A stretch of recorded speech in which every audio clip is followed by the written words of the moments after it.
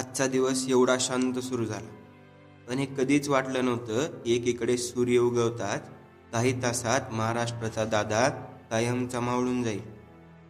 जेव्हा पहिल्यांदा बातमी समोर आली की महाराष्ट्राचे मुख्यमंत्री अजित पवारांचा विमान अपघातात दुर्दैवी मृत्यू, तेव्हा वाटलं की काहीतरी चमत्कार व्हावा आणि माझं स्वप्न तुटावं, मी झोपेतून उठावं. पण बातमी जशी जशी पुढे वाढत होती, हृदयाची धडधडही वाढत होती. एक क्षण श्वास थांबला आणि असं वाटलं की महाराष्ट्राच्या शरीरातून त्याचा प्राण निघून जातोय की काय. विश्वास बसत नव्हता. वाटत होतं कुठून तरी आवाज यावा, बेट्या, मी एवढ्या लवकर तुम्हाला सोडून जाणार नाही. पण तसं झालं नाही. वेळ पुढे सरसावत होता आणि मन म्हणत होतं की नाही, असं होऊच शकत नाही.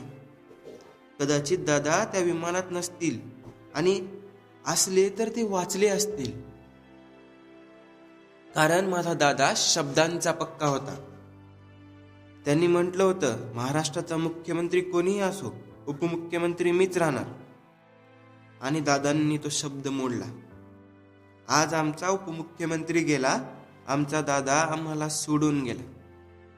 त्यांच्यावर 2 ओळी सांगाव्याशा वाटतायत त्या या की, आता तो रुतबा नाही, आता तो दरारा पुन्हा होणे नाही, तो बारामतीचा आवाज नाही, कित्येक येतील नेते पण अजितदादांसारखा कोणी नाही, अजितदादांसारखा कोणी नाही.